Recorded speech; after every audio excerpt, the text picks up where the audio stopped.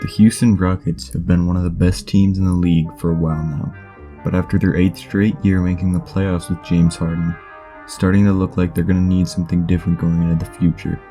As much as you may not want to think it, the problems may be as deeply rooted as Harden himself. What's up guys, I'm Real Talk NBA, and before we get this video started, I just want to say, as usual, if you like this video, leave a like. If you didn't, dislike. I'd like to see what people think. If you have any feedback, drop it in the comments. And if you like this kind of content and want to support the channel in the future, subscribe, it'll mean a lot. And let's get right into it.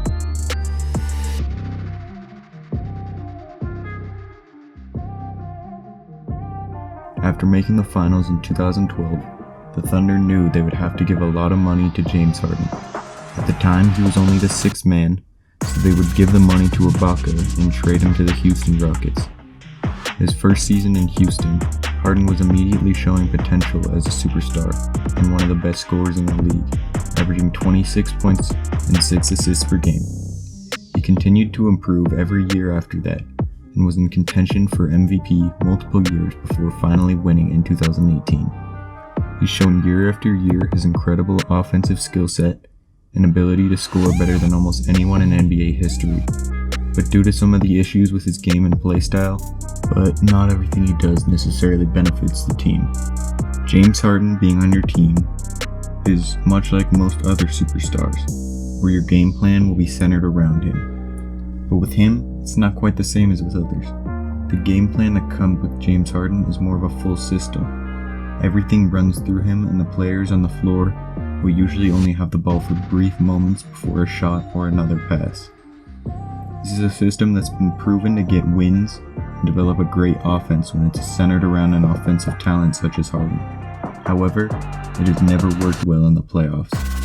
We saw it with Michael Jordan, who was averaging more points and assists before Phil Jackson came.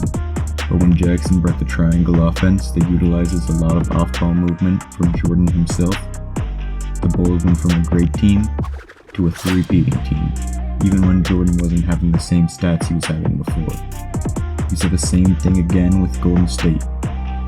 Curry was averaging more assists before Kerr, but the Warriors weren't winning as much.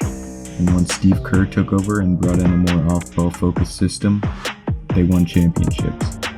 James Harden has not proved in his career to be a great off-ball player, and it didn't help that the Rockets hired Mike D'Antoni as coach, someone who would just give in to the Harden style and let him go off all he wanted. Every season under D'Antoni, Harden has averaged more points per game than any season before that. But despite Harden's improvement in points per game, the team didn't have any more playoff success, even though they were winning more games in the regular season. That lack of playoff improvement from James Harden's Rockets is caused by his lack of off-ball movement, which is now showing to be one of his biggest flaws.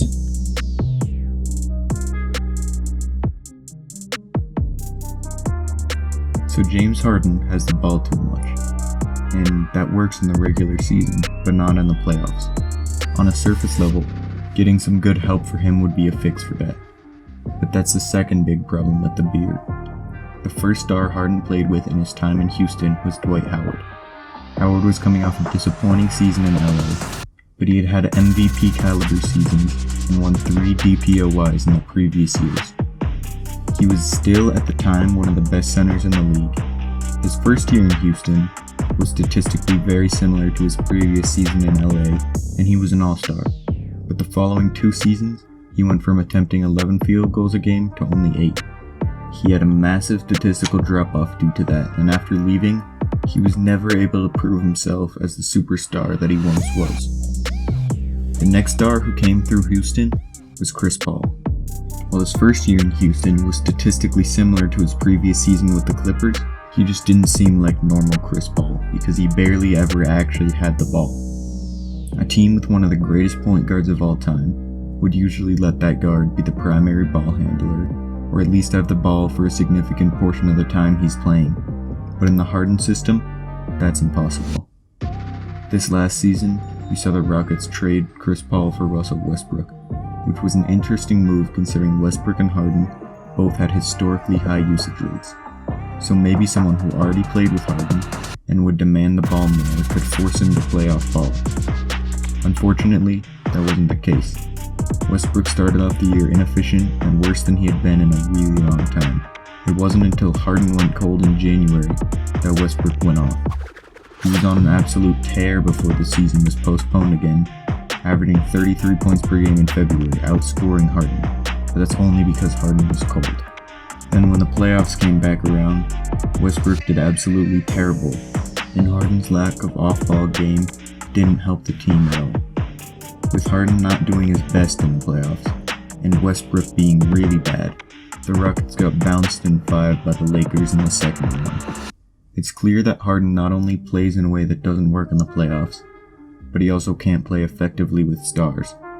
The 3 stars that have played with him so far have struggled when he succeeds, and in the case of Westbrook, only been able to flourish when he's not doing as good. And if you personally can't lead a team through the playoffs alone or even with help, winning a championship might be very difficult.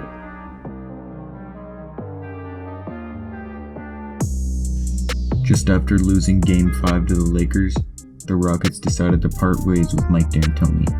While I do think he contributed to some of the issues, I think almost everything wrong with the Rockets was out of his control.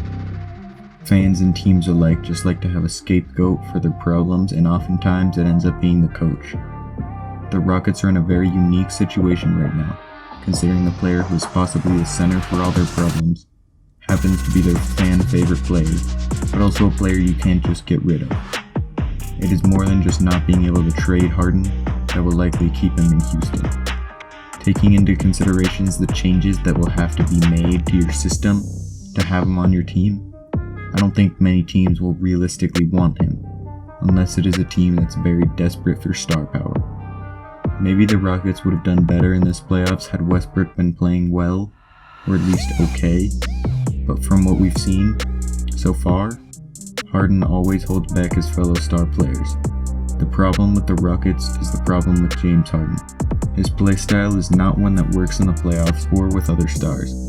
It's clear at this point that Houston can't win a championship in their current state, but there isn't much they can do to change that, I don't think. I think the best bet for next season is to get a coach who can run a strict, off-ball focused system, because the more you let Harden do what he's doing, all you'll get is disappointment. Thank you guys for watching this video. Again, if you liked, leave a like. If you didn't, drop a dislike. If you have any feedback, leave it in the comments. Subscribe if you want to support the channel, and I'll see you in the next video.